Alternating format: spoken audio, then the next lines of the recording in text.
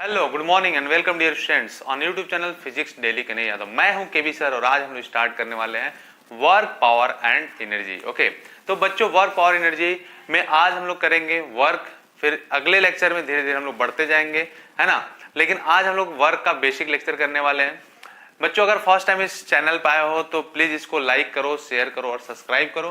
तो चलिए बात करते हैं वर्क की, जबकि वर्क आप क्लास 9 में पढ़ चुके होंगे। देखते हैं बच्चों वर्क क्या होता है। जब कोई एक ब्लॉक, जैसे मैं कहता हूं ये m मास का एक ब्लॉक है, ठीक है, जैसे मैंने कांस्टेंट फोर्स लगाया F, मैं कांस्टेंट फोर्स बोल रहा हूं बच्चों, F लगाया मैंने कांस्टेंट फोर्स और इसको मैंने डिस्प्लेस करा दिया कहां, ये डिस्टेंस d पे। ओके, ये डिस्टेंस d मैंने क्या करा, इसको डिस्प्लेस करा दिया।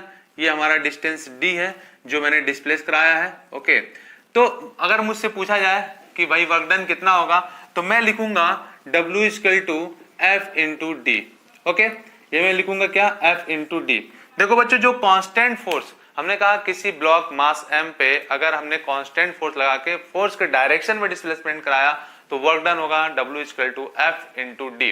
बट अगर मैं ऐसा बात बोल दूं बच्चों कि यहाँ पे जो कांस्टेंट फोर्स है वो कांस्टेंट फोर्स है, यहाँ पे जो कांस्टेंट फोर्स है वो हमारा एंगल थीटा पे लग रहा है, ऐसे एंगल थीटा पे लग रहा है, थीटा एंगल पे लग रहा है।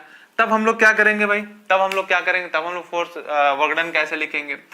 हमने ये कांस्टेंट फोर्स लगाया एंगल थीटा पे, है ना, हॉरिजॉन्टल से एंगल थीटा बनाते हुए मैंने कांस्टेंट फोर्स लगाया F। तब क्या करेंगे बच्चों, तो हम लोग क्या करेंगे, इस फोर्स को ब्रेक कर लेंगे इसके कंपोनेंट्स में, ठीक है। तो ये कंपोनेंट्स हमारा हो गया क्या, F cos थीटा, एंड ये वाला कंपोनेंट कितना हो गया बच्चों, ये हो गया F sin थीटा। फोर्स लगा रहे हैं इधर, उसी डायरेक्शन में डिस्प्लेसमेंट हो रहा है, तो ये क्या हो जाएगा बच्चों, अब W इक्वल टू क्या हो जाएगा, F cos थीटा इंटू मतलब डॉट क्या D। ओके, तो अब हम लोग वर्क डन क्या लिखेंगे, F D cos थीटा। समझ रहे हो क्या, तो ये आ गया वर्क की value F D cos theta, ठीक है ना। और F sin थीटा की वजह से देखो बच्चों डिस्प्लेस हो रहा है क्या, नहीं डिस्प्लेस हो रहा है। डिस्प्लेस किसकी वजह से हो रहा है, F cos थीटा की वजह से हो रहा है। तो हमने बोला था कि वर्क डन क्या होता है, वर्क डन क्या होता है, हमने बोला था कि किसी भी ब्लॉक पे लगने वाले फोर्स के डायरेक्शन में अगर जो है डिस्प्लेसमेंट होता है तो वर्क डन होता है वो फोर्स इनटू उसके बीच का मतलब उसका डिस्प्लेसमेंट। ओके, लेकिन बच्चों कोई जरूरी नहीं है कि हर बार हम फोर्स इधर लगाएं और डिस्प्लेस भी इधर हो सकता है डिस्प्लेस वो इधर हो जाए, हो सकता है कोई डिस्प्लेस इधर हो। तो उस दरमियान हमारा वर्क डन कैसे कैलकुलेट करेंगे, जरा उसकी भी चर्चा हम लोग कर लें। जैसे बच्चों अगर मैं कहता हूं कि मैंने फोर्स लगाया इस डायरेक्शन में और ये ब्लॉक जो है शिफ्ट हो रहा है इस डायरेक्शन में, तो बच्चों देखो ये सारा कैलकुलेशन हम लोग किसके बेसिस पे करेंगे, एंगल के बेसिस पे करेंगे कि कब हमारा वर्क डन जो होगा पॉजिटिव होगा, कब निगेटिव होगा और कब हमारा जीरो होगा। तो जरा हम लोग आगे बढ़ने से पहले, इस टॉपिक पे आने से पहले कि कब पॉजिटिव होगा, कब निगेटिव होगा और कब जीरो होगा, जरा इसकी यूनिट की भी बात कर लें, फिर हम लोग उस पर बात कर लेंगे। ओके, तो यूनिट की बात अगर किया जाए बच्चों तो देखो यूनिट में हम लोग क्या लिखेंगे, W इक्वल टू क्या हुआ, F D cos थीटा आया, ठीक बात, चलो F D cos थीटा आया। अब देखो बच्चों और क्या है, हम लोग फोर्स की यूनिट क्या लिखते हैं, फोर्स की यूनिट लिखते हैं न्यूटन, डिस्प्लेसमेंट की यूनिट क्या लिखते हैं भाई मीटर। और हम ये जो है होता है बच्चों क्या होता है, ये यूनिटलेस होता है cos थीटा। देख लो बच्चों थीटा इक्वल टू क्या है, मतलब थीटा इक्वल टू क्या हो जाएगा बच्चों, ये देखो थीटा इक्वल टू क्या होता है, एंगल इक्वल टू क्या होता है, आर्क अपॉन रेडियस। ओके, तो ये कट जाएगा, लेकिन हमें केवल लेना है किसका, ये इसका कंपोनेंट है फोर्स का, तो फोर्स का कंपोनेंट का है तो फोर्स का क्या आया यूनिट न्यूटन और डिस्प्लेसमेंट का क्या आ गया मीटर। तो वर्क डन की जो यूनिट आ गई बच्चों वो आ गई newton metre, work done equal to newton metre. Okay, तो ये बात हम लोग बोल सकते हैं कि 1 न्यूटन मीटर इक्वल टू क्या होता है बच्चों, 1 न्यूटन मीटर इक्वल टू क्या होता है, वो होता है joule. 1 newton metre equal to क्या होता है, 1 जूल इक्वल टू कितना होता है बच्चों, 1 जूल इक्वल टू होता है 1 न्यूटन मीटर। तो 1 जूल को भी हम लोग ऐसे डिफाइन कर सकते हैं कि 1 केजी ब्लॉक को किसी ब्लॉक मतलब 1 केजी ब्लॉक को 1 मीटर डिस्प्लेस कराने के लिए जितने 1 न्यूटन फोर्स की जो हमारी रिक्वायरमेंट होती है that is known as the 1 joule. Okay, तो हम लोग जूल को भी ऐसे डिफाइन कर सकते हैं। चलिए अब अगर बच्चों यहाँ पे न्यूटन है, ये मीटर है, तो अब इसको हम लोग, ये तो हमारा जो वैल्यू आया वो किस में आया, वो एसआई यूनिट आया। अब अगर हम सीजीएस की बात करें तो क्या होता है, देखते हैं जरा। देखो बच्चों 1 न्यूटन इक्वल टू क्या होता था, 1 kg इंटू 1 मीटर पर सेकेंड स्क्वायर। ओके, तो क्या होता था, इसको केजी को हम लोग किसमें कन्वर्ट करते थे, ग्राम में, तो कितना हो जाता था 10 टू पावर 3 ग्राम, और इसको मीटर को सेंटीमीटर, 10 टू पावर कितना 2 सेंटीमीटर पर सेकेंड स्क्वायर। तो मैं क्या लिख सकता हूँ 10 टू पावर 5, 3 और 2 5 ग्राम सेंटीमीटर, और क्या ग्राम सेंटीमीटर, जी मैं इसको लिख देता हूं सेंटीमीटर स्क्वायर। और ग्राम सेंटीमीटर स्क्वायर को हम लोग क्या बोल देते हैं, मतलब ये कितना होता था 1 newton equal to 10 to power 5, और ग्राम सेंटीमीटर पर सेकंड स्क्वायर को हम लोग क्या बोलते थे, डाइन बोलते थे। तो हम लोग क्या बोलते थे 1 newton equal to 10 to power 5 dyne. तो बच्चों अगर मुझे डाइन में कन्वर्ट करना हो इस पूरे उसको ये जो हमारा यूनिट आया हुआ है, तो अपन लोग कैसे करेंगे, न्यूटन को चेंज करो। देखो बच्चों 1 जूल इक्वल टू क्या है, 1 जूल इक्वल टू है 1 न्यूटन मीटर। ओके, तो न्यूटन को हम लोग क्या लिख सकते हैं, भाई 1 न्यूटन को क्या लिख सकते हैं, देखो यहाँ पे न्यूटन को क्या लिख सकते हैं 10 टू पावर 5 डाइन लिख सकते हैं, लेकिन उससे फायदा नहीं होगा अपने को। हम लोग क्या करें, न्यूटन को जरा कन्वर्ट करें केजी मीटर पर सेकेंड स्क्वायर इंटू मीटर, है कि नहीं। तो केजी को हम लोग बदल लें तो कितना हो जाएगा 10 टू पावर 3, ओके, और ग्राम है ना, और यहाँ पे क्या है मीटर है, तो हम लोग क्या लिख सकते हैं, बच्चों ग्राम मीटर है ना, तो हम लोग क्या लिख सकते हैं, मीटर को चेंज कर लें, तो कितना हो जाएगा 10 टू पावर 2 सेंटीमीटर पर second square into 10 to power 2 centimetre, है कि नहीं।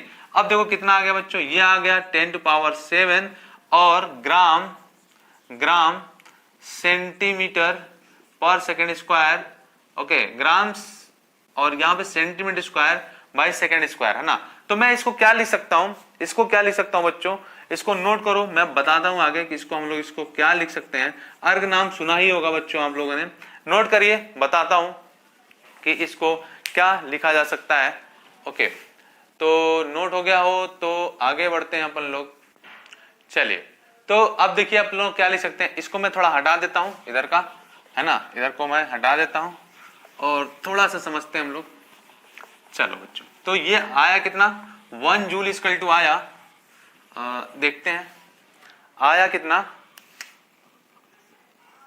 1 जूल इक्वल टू कितना आया 10 टू पावर 7, और कितना ग्राम, और कितना सेंटीमीटर स्क्वायर बाई सेंटीमीटर पर second square into centimetre. Okay, और इसको अपन लोग क्या बोलते थे, ये देखो ग्राम सेंटीमीटर पर सेकेंड स्क्वायर को क्या बोलते थे, हम लोग बोलते थे डाइन, इसको हम लोग बोलते थे डाइन।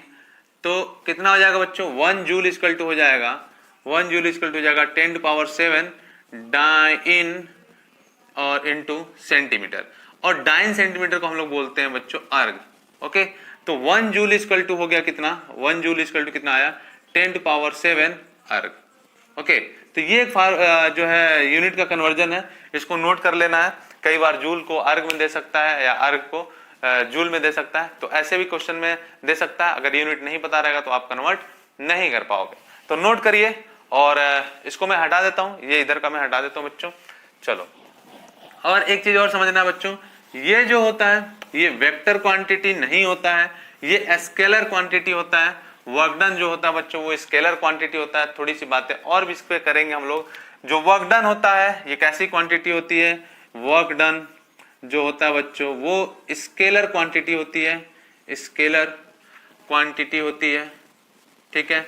और क्या इसका डायमेंशनल फार्मूला की बात करा जाए तो डायमेंशनल फार्मूला क्या होता है, F इंटू डी। F को क्या लिखते हैं हम लोग mlt पे पावर -2, और डिस्टेंस यहाँ पे d है तो इसको हम लोग किसे रिप्रेजेंट करेंगे L से।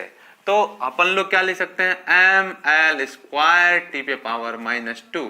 तो ये इसका डायमेंशनल फार्मूला आ गया वर्क का, ठीक है। तो ये दो चीजें आपको समझ में आया कि वर्क डन जो है स्केलर क्वांटिटी है, dimensional formula ml square t पे पावर -2 है, एंड जो है बच्चों 1 जूल इक्वल टू होता है 10 टू पावर 7 अर्ग। तो ये डेटा आपको पता होना चाहिए। कुछ और भी फैक्ट्स हम बता रहे हैं, उसको जरा कंथस्ट कर लो, ध्यान से सुन लो बच्चों। जो हमारा वर्क डन होता है वो टाइम इंटरवल के लिए काम करता है, ना कि किसी इंस्टेंट टाइम के लिए काम करता है। जैसा कि हम लोगों ने एक्सेलरेशन में किया था, जैसा कि हम लोगों ने वेलोसिटी में किया था, कि वहां पे हम लोगों ने इंस्टेंटेनियस वेलोसिटी निकाला था, इंस्टेंटेनियस एक्सेलरेशन निकाला था। बट वर्क डन ऐसा नहीं होता है। वर्क डन में क्या होता है, ये पर्टिकुलर टाइम के लिए हम लोग कैलकुलेट करते हैं, ठीक है। तो ये बातें नोट करना है। दूसरी बात, दूसरा पॉइंट क्या है, किसी पर्टिकुलर डिस्प्लेसमेंट के लिए क्या होता है कि वर्क जो मोशन है, मोशन टाइप ऑफ मोशन से या मोशन पे डिपेंड नहीं करता है। किसी पर्टिकुलर डिस्प्लेसमेंट के लिए जो वर्क डन होता है वो हमारा मोशन पे डिपेंड नहीं करता है, चाहे वो किस तरह का मोशन है, वो रिटार्ड हो रहा है, कांस्टेंट वेलोसिटी से जा रहा है या कांस्टेंट एक्सेलरेशन से जा रहा है, उस पर डिपेंड नहीं करता है। तीसरी जो बात है कि किसी पार्टिकुलर डिस्प्लेसमेंट के लिए वो टाइम पे भी डिपेंड नहीं करता है कि किसी डिस्प्लेसमेंट के लिए कितना टाइम लगा और कितना टाइम नहीं लगा। तो ये टाइम इंडिपेंडेंट होता है, आप बोल सकते हो, है ना। और चौथी जो बात है वो ये है बच्चों, आगे हम लोग करेंगे भी इसको, कि किसी पार्टिकल पे अगर डिफरेंट डिफरेंट फोर्सेस लग रहे हैं तो उनका जो डिस्प्लेसमेंट होगा वो इंडिविजुअल वर्क डन होगा, ठीक है। वो सारे वर्क डन होंगे वो क्या होंगे, इंडिपेंडेंट होंगे। इस पे हम लोग बात करेंगे, लेकिन पहले आप इसको नोट करिए। चलिए, यहां तक तो नोट हो ही गया होगा मेरे ख्याल से, मैं इसको हटा देता हूं। तो वर्क डन के बारे में हम लोग ने जाना, इसकी यूनिट जूल होती है या हम लोग बोलते हैं न्यूटन मीटर, और 1 joule equal to 10⁻7 are scalar quantity होती है ना। तो ये बातें हम लोगों ने जाना। अब थोड़ी बात और जानते हैं कि भाई पॉजिटिव कब होता है और निगेटिव कब होता है ना, और जीरो कब होता है। वर्क डन पॉजिटिव कब होगा, निगेटिव कब होगा और जीरो कब होगा। बच्चों W इक्वल टू आया FD cos थीटा, ठीक है। यहां पे जो थीटा है उस पर डिपेंड करेगा बच्चों। अगर देखो, अगर मैं कहता हूं यहां पे जो फोर्स लग रहा है बच्चों, ये फोर्स लग रहा है F, ये एंगल थीटा पे, ठीक है। तो और ये डिस्प्लेस हो रहा है कितना, D डिस्प्लेस हो रहा था, ठीक है बच्चों। ये ब्लॉक M जो था वो D डिस्प्लेस हो रहा था, यहां से D डिस्टेंस यहां से डिस्प्लेस हो रहा था। तो एक चीज आपको समझना है कि यहां पे जो एंगल है, अगर एंगल जीरो से लेकर केस 1 फर्स्ट 1 लिख लेते हैं, केस फर्स्ट, ठीक है। अगर जीरो जो है, थीटा जो है वो क्या है, जीरो एंगल से लेकर के, थीटा जो है वो जीरो एंगल से लेकर के क्या है, लेस देन 90 है। ये 0 डिग्री से लेकर के कहां तक, लेस देन 90 डिग्री है। तो जो वर्क डन होगा वो क्या होगा, वो पॉजिटिव होगा। जो वर्क डन होगा बच्चों वो पॉजिटिव होगा। पॉजिटिव क्यों होगा कि 0 से लेकर 90 के बीच में जो कॉस थीटा की वैल्यू होती है वो क्या होगी, वो पॉजिटिव होगी। तो वर्क डन भी होगा क्या हमारा, पॉजिटिव होगा। दूसरा जो केस है बच्चों, अच्छा इस पे हम एक एग्जांपल भी आपको दे देते हैं कि पॉजिटिव कैसे होता है। जैसे हमने इसी केस में हमने फोर्स जो लगाया है ये F cos थीटा, तो जिधर हम फोर्स लगाया उसी डायरेक्शन में हमारा डिस्प्लेस भी हो रहा है।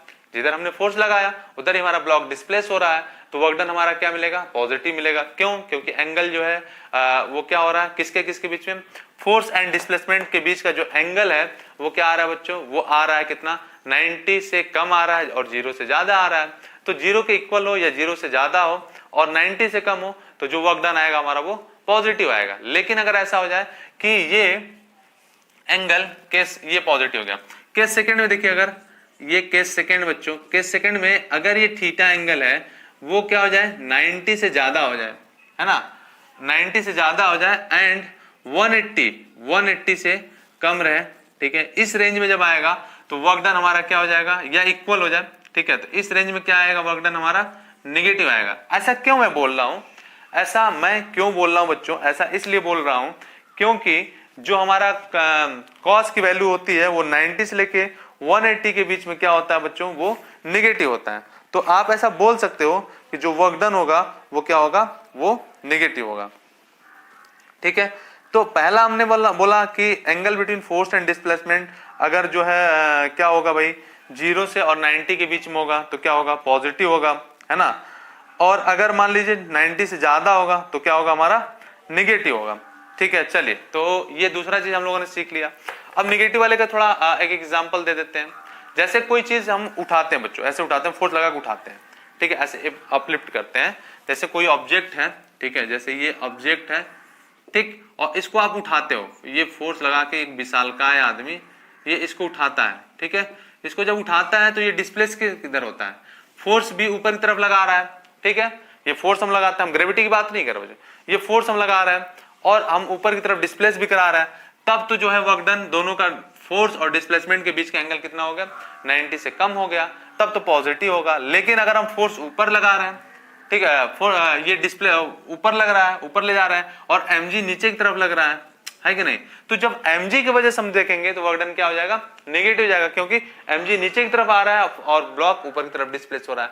तब इस केस में जो वर्क डन आएगा, mg के केस में जो वर्क डन आएगा वो कितना हो जाएगा भाई, वो कितना हो जाएगा, वो निगेटिव हो जाएगा। यहाँ पे जो वर्क डन आएगा वो क्या होगा बच्चों, निगेटिव हो जाएगा। जो ग्रेविटेशनल फोर्स की वजह से जो वर्क डन आएगा वो क्या होगा, निगेटिव हो जाएगा। ओके, तो ये बात होगी।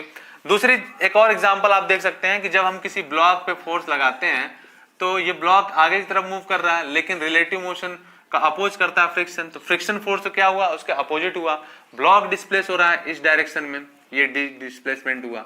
ओके, तो इस केस में work done by the friction क्या होगा, वो नेगेटिव हो जाएगा। क्यों, क्योंकि देखिए डिस्प्लेस इधर हो रहा है, लेकिन फोर्स क्या लग रहा है, अपोजिट डायरेक्शन लग रहा है, और इनके बीच का एंगल क्या है, 180 डिग्री है, और cos 180 की वैल्यू क्या होती है, -1 होता है बच्चों। ठीक है, तो ये बात आपको समझ में आ रहा होगा।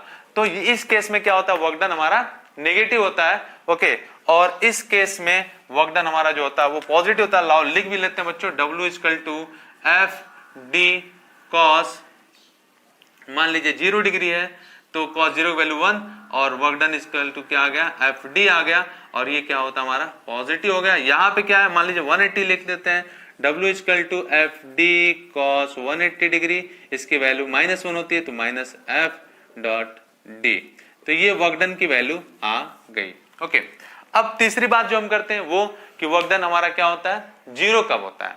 जरा इसको मैं हटा देता हूं, इन दोनों को हटा देता हूं, नोट कर लीजिए फटाफट। केस 1 में पॉजिटिव कब होगा, जो 0 और 90 के बीच में होगा। दूसरा जो है वो क्या होगा, जब हमारा 0 और 90 और 180 के बीच में होगा तो क्या होगा, वो नेगेटिव होगा। अब 0 कब होगा, केस 3, ये तो पॉजिटिव वर्क डन के लिए था, नेगेटिव वर्क डन देख लिए। और अब हम लोगों को क्या देखना है, कब 0 कब होता है। ठीक है, 0 वर्क डन कब होता है बच्चों, इसको मैं हटा देता हूं। 0 वर्क डन कब होगा, तीसरा जो केस है 0 वर्क डन का, 0 वर्क डन कब होगा बच्चों, 0 वर्क डन कब होगा। चलिए W = लिखा हम लोगों ने FD cos थीटा। अब एक बात देखिए, 0 कब हो सकता है, जब cos थीटा की वैल्यू क्या हो जाए, 90 डिग्री हो जाए, है ना। जब थीटा की वैल्यू 90 डिग्री हो जाएगा तो वर्क डन कितना हो जाएगा, W = FD, और cos 90 की वैल्यू कितना है बच्चों, 0 है, तो हम लोग क्या लिख देते हैं, FD क्या, cos 90 की वैल्यू 0, FD × 0, और 0 एक ऐसा हीरो है जो मल्टीप्लाई होने के बाद सबको क्या कर देगा, 0। तो वर्क डन यहाँ पे क्या मिल गया, वर्क डन यहाँ पे 0 मिल गया अपने को।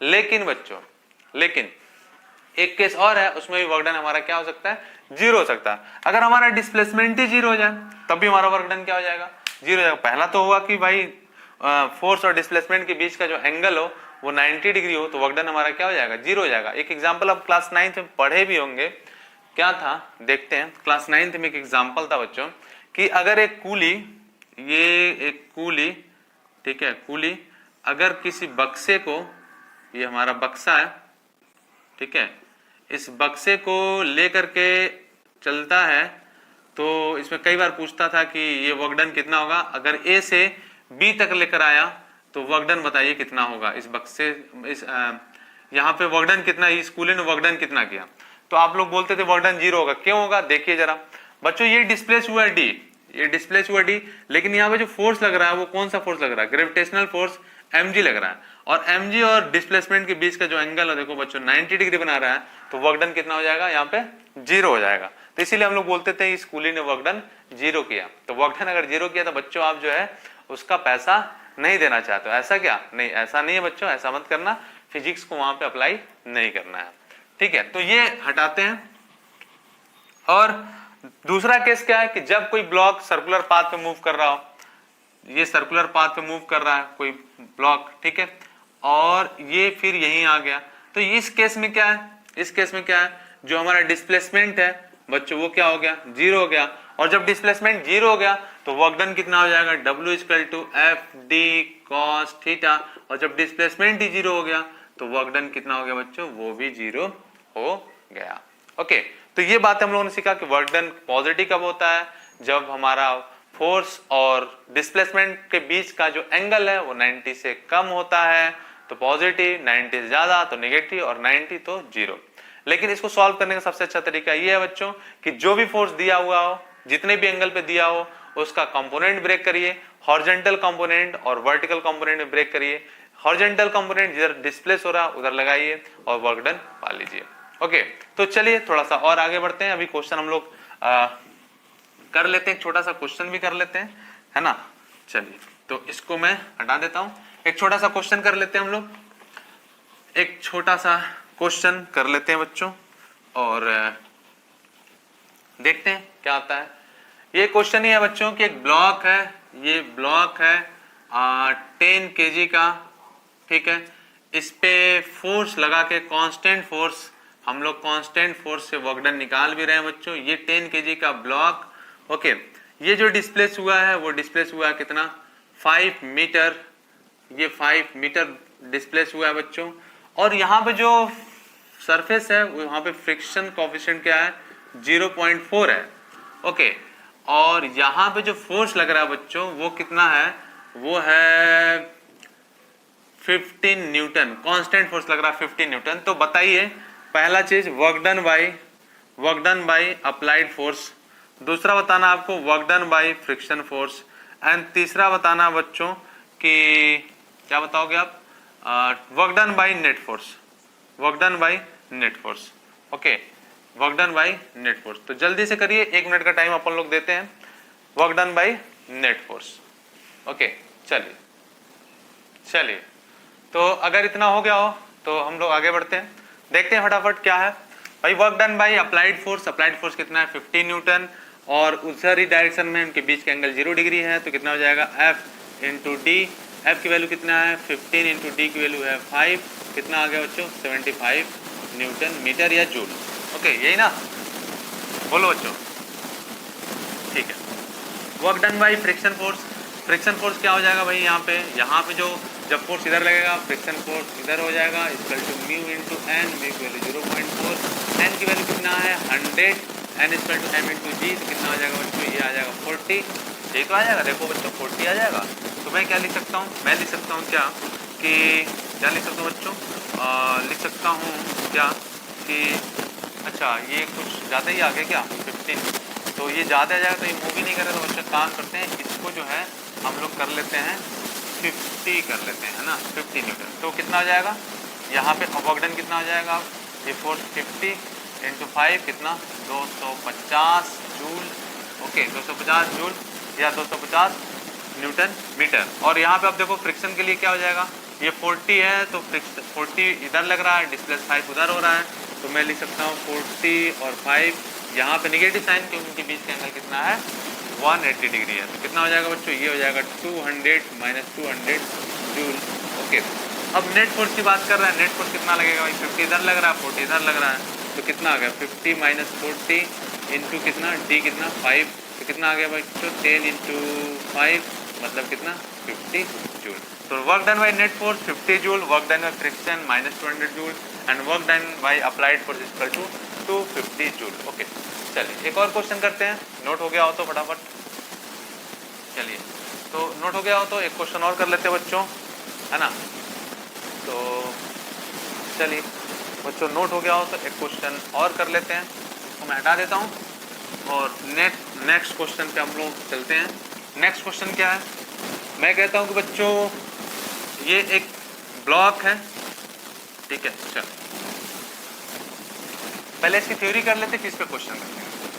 एक ब्लॉक है जिसका मास m है ना, और इस पे फोर्स लग रहा है कितना F, एंगल कितना है, ठीक है। डिस्प्लेस कितना हो रहा है बच्चों, ये डिस्प्लेस हो रहा है d, डिस्प्लेस हो रहा है कितना d, बच्चों ये डिस्प्लेस तो d हो रहा है, बट इसमें क्या है, ये कांस्टेंट वेलोसिटी से मूव कर रहा है ना, ये कांस्टेंट वेलोसिटी से मूव कर रहा है, कांस्टेंट वेलोसिटी से मूव कर रहा है, कांस्टेंट वेलोसिटी से मूव कर रहा है, ओके।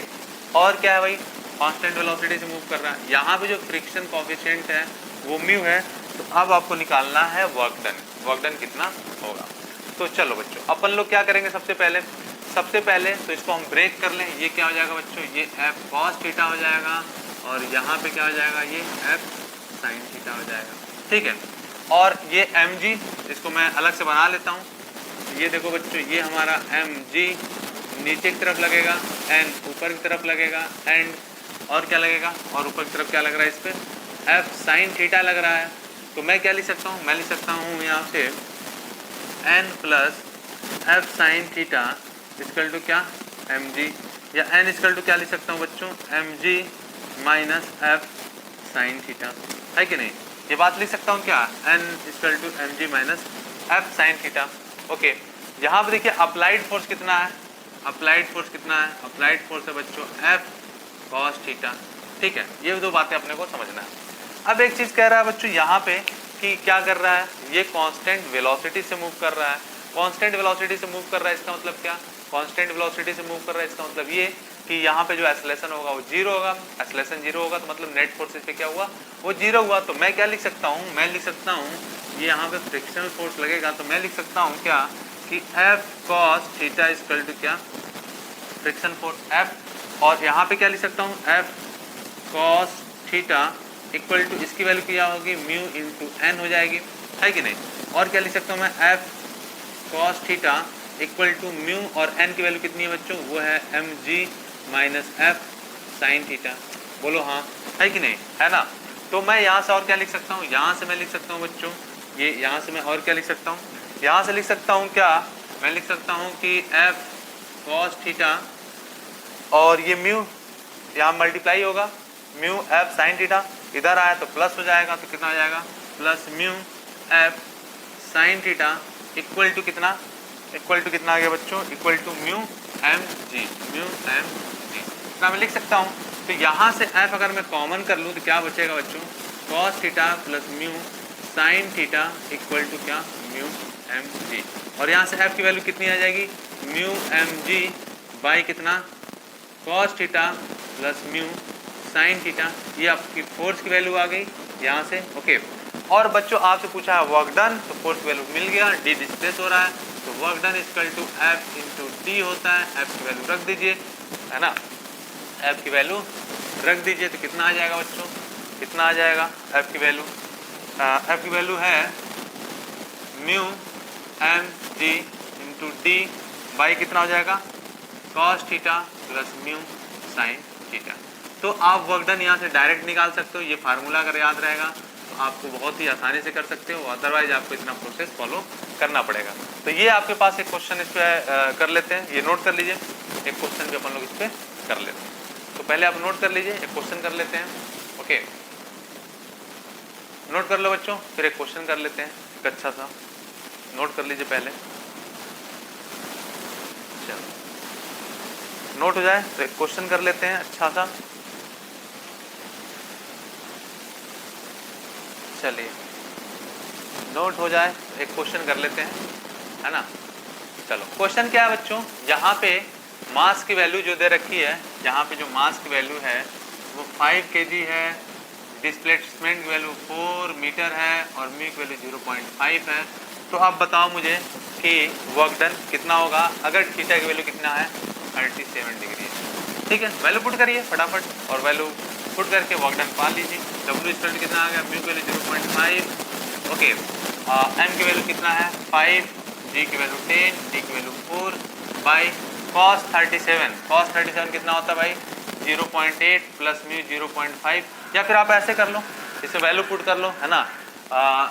एक मिनट रुक जाओ बच्चों, कॉस 37 की वैल्यू कितनी होती है 4/5 प्लस म्यू की वैल्यू कितना दे रखा है 0.5 इंटू कितना 3/5, ओके, यही तो हम लोग क्या लिख सकते हैं, ये देखो बच्चों क्या आ जाएगा यहाँ पे, ये इसका मल्टीप्लाई करा तो 5 हो गया, ये 25, तो मैं चलिए 5 इंटू 4 ये मैं लिख सकता हूँ, और नीचे वाला 5 ऊपर चला गया, यहाँ पे कितना बचेगा, ये कितना 1.5 यानी 5.5, यही तो बचेगा। देखो ये कितना आएगा 1.5 और प्लस 4 जोड़ो तो कितना 5.5, और यहाँ से कट गया तो कितना आ गया बच्चों 1.1 आ गया, है ना। और 10 से मल्टीप्लाई कर दो तो कितना हो गया ये 25, और 25 चौका 100 और कितना आ जाएगा बच्चों, इसे मल्टीप्लाई कर लेते हैं हम लोग, तो कितना आ जाएगा ये 20 25 100 100 बाई 1.1, तो इसको पॉइंट हटाओ तो ये कितना आ गया 1000 बाई 11 जूल। ओके, तो ये आ गया आपके पास आंसर। कैलकुलेशन देख लेना कहीं कुछ छूट तो नहीं रहा है, कैलकुलेशन मिस्टेक एक बार चेक कर लेना बच्चों, कहीं छूट तो नहीं रहा कुछ भी। ओके ओके, तो चलिए हो गया नोट। चलिए बच्चों यहाँ पे क्या है एफ डी कॉस थीटा होता है ना, तो ये छूट गया यहाँ पे, ये कॉस थीटा और थीटा की वैल्यू कितना 37 डिग्री है ना, mu M G D cos theta by cos theta plus mu sine theta होगा, तो यहाँ पे कॉस 37 की वैल्यू कितना हो जाएगा, हो जाएगा 4/5 है ना, तो यहाँ मल्टीप्लाई कर दो 4/5 का, तो ये 5 एक से कट गया है ना, तो अब कितना बचा ये 16 और 16 पच्चे 80, तो ये कितना आ गया बच्चों 16 पच्चे 80 आ गया, मतलब क्या लिख सकते हैं 800/11 जूल। ठीक है, ये कॉस थीटा छोड़ दिया था हम लोगों ने, कितना हुआ ये देखो 16 और 25 80 और ये हटाएंगे तो 800/11 जूल, तो इसका आंसर कितना आ गया 800/11 जूल। ओके चलिए नोट करिए आगे बढ़ते हैं। ठीक है हटा दे इसको। चलो तो ये हम लोगों ने देखा कि कांस्टेंट फोर्स से हम लोग कैसे निकालते हैं वर्क डन है ना। अब थोड़ा सा आगे बढ़ते हैं हम लोग, थोड़ा सा आगे बढ़ते हैं और देखते हैं जो इसका रिजल्टेंट आ रहा है वो कितना आ रहा है और क्या उसको वेक्टर फॉर्म में भी हम लोग लिख सकते हैं, जरा इसको भी हम लोग चेक कर लेते हैं, देख लेते हैं बच्चों। चलिए वर्क डन का एक और वर्क डन का जो है एक और हम लोग फॉर्मेट देख लेते हैं।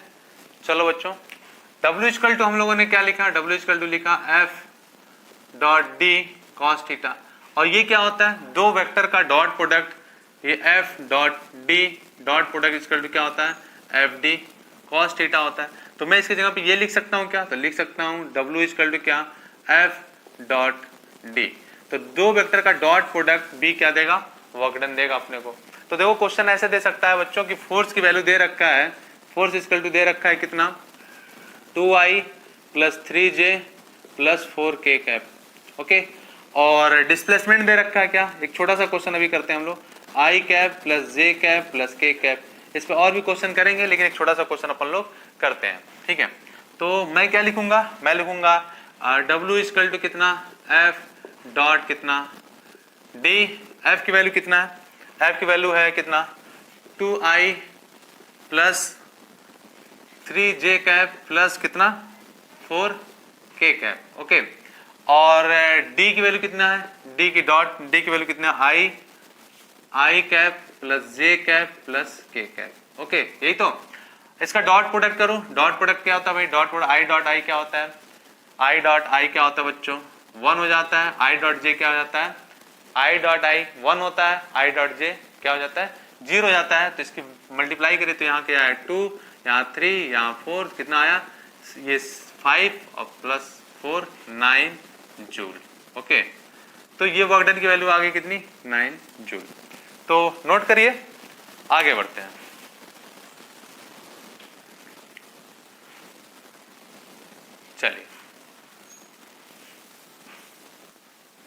चलिए तो इसको मैं अभी हटा देता हूं, और बच्चों इस पे कई तरह का क्वेश्चन दे सकता है, जैसे ये दे सकता है कि ये तो अभी मैंने डायरेक्ट रख दिया था डिस्प्लेसमेंट की वैल्यू, ऐसा दे सकता है कि किसी ब्लॉक पे जो फोर्स लग रहा है कांस्टेंट फोर्स वो लग रहा है F इक्वल टू, किसी ब्लॉक पे कांस्टेंट फोर्स लग रहा है F equal to 2i plus 3j plus 4k। Okay, and जो ब्लॉक है वो डिस्प्लेस हो रहा है R1 से, R1 की वैल्यू दे रखा है 5i plus 4j plus 6k। Okay, and R2 की जो वैल्यू है वो दे रखा है कितना, वो दे रखा है बच्चों 6i plus 7j plus 2k, है ना। तो अब बताओ वर्क डन कितना होगा। तो बच्चों ये दे दिया है कि पोजीशन R1 से लेकर पोजीशन R2 तक जा रहा है, तो हम लोग डिस्प्लेसमेंट निकाल लेंगे। डिस्प्लेसमेंट क्या हो जाएगा बच्चों, वो हो जाएगा R2 माइनस R1, और इसको कैसे निकालेंगे 6i plus 7j plus 2k cap minus minus sign के साथ यहाँ पे कितना हो जाएगा minus 5i plus 4j plus 6 के कैप। ओके, और यहाँ पे 6 में से 5 गया, बचा कितना i, 7 में से 4 गया, कितना बचा 3 जे कैप, एंड 2 में से -6 गया, तो यहाँ पे कितना आ गया बच्चों -4 के कैप। तो ये आ गया i, j और k, और ये हम लोगों ने निकाल लिया किसकी वैल्यू, डिस्प्लेसमेंट की वैल्यू। ये डिस्प्लेसमेंट की वैल्यू निकल गई। तो बच्चों हम लोग जानते हैं कि W इक्वल टू क्या होता है, F और डिस्प्लेसमेंट का क्या, डॉट प्रोडक्ट। तो हम लोग रख दे value 2i plus 3j cap plus 4k cap. Okay, और इसका डॉट प्रोडक्ट कर दें किसके साथ, i plus 3j cap minus 4k cap. तो कितना आ जाएगा फोर्स की वर्क की वैल्यू, तो वर्क की वैल्यू आ गई बच्चों, यहाँ मैं लिख लेता हूँ, यहीं पे कर लेता हूँ, कोई दिक्कत नहीं है। डॉट प्रोडक्ट कर दो, कितना आ जाएगा 2 प्लस इसका डॉट प्रोडक्ट करो 9 और इसका प्रोडक्ट करो 16। तो कितना आ गया बच्चों, ये 9 और 10 11, तो आ गया -5 जूल। तो इसका वर्क डन आ गया बच्चों -5 जूल। ओके, तो इस तरीके से हम लोग कैलकुलेट कर सकते हैं। नोट करिए, आगे बढ़ते हैं। और ये तो हम लोगों ने डिस्प्लेसमेंट दिया था। ऐसा हो सकता है कि कोऑर्डिनेट दे दें कि कोऑर्डिनेट ए से बी तक जाता है, ए का कोऑर्डिनेट दिया है और बी का कोऑर्डिनेट दिया है। इस क्वेश्चन को भी करते हैं, इसको नोट कर लीजिए, फिर आगे बढ़ते हैं।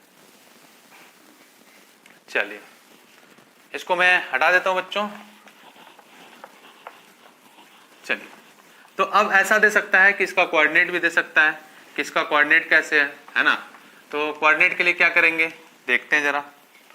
कोऑर्डिनेट के लिए भाई कह दे कि ये फोर्स है, फोर्स इक्वल टू दे रखा है कितना भाई, इसकी वैल्यू दे रखा है कितना 2i plus 3j plus 4k cap. Okay, और कह रहा है कि पॉइंट P जिसका कोऑर्डिनेट है 2 1 3 कॉमा से कहाँ जा रहा है, पॉइंट Q पे जिसका कोऑर्डिनेट है 4 और 3 कामा 5। ओके, तो बताइए वर्क डन कितना होगा। तो इसको हम लोग क्या करेंगे, वेक्टर फॉर्म में लिख लेंगे। तो कितना हो जाएगा बच्चों, या डिस्प्लेसमेंट कितना हो जाएगा, डिस्प्लेसमेंट हो जाएगा 4 कामा 2, कितना आ जाएगा 2i प्लस, अच्छा चलो लिख ही लेते हैं भाई, कोई दिक्कत नहीं है, लिख लेते हैं। इसको वेक्टर फॉर्म में लिख लीजिए। तो क्या हो जाएगा, इसको लिखेंगे तो हम लोग क्या हो जाएगा, vector p equal to 2i plus j plus 3k, and यहाँ पे q के लिए क्या लिखेंगे, q के लिए लिखेंगे 4i plus 3j cap plus 5k cap. Okay, अब अगर हमें डिस्प्लेसमेंट निकालना हो तो q minus vector q minus vector p लिख दें, ये हमारा डिस्प्लेसमेंट आ जाएगा। क्या आ जाएगा, 4 में से 2 गया कितना 2i, 3 में से एक j गया प्लस 2j कैप, एंड 5 में से 3 गया plus 2k cap. Work done हम लोग जानते ही हैं क्या होता है, work done equal to force into displacement. Force की वैल्यू है 2i plus 3j cap plus 4k cap. Okay, और डिस्प्लेसमेंट कितना है बच्चों, डिस्प्लेसमेंट है 2i cap plus 2j cap plus 2k cap. तो वैल्यू कितनी आ जाएगी, 2 का 2 से मल्टीप्लाई करिए 4 आ गया, 3 का 2 से मल्टीप्लाई करिए कितना आ गया 6 आ गया, प्लस 4 का 2 का कितना हो जाएगा 8 हो जाएगा। 2 2 जा 4, 2 3 जा 6, 4 2 जा 8, तो कितना आ गया बच्चों, ये 10 और 8 18 जूल।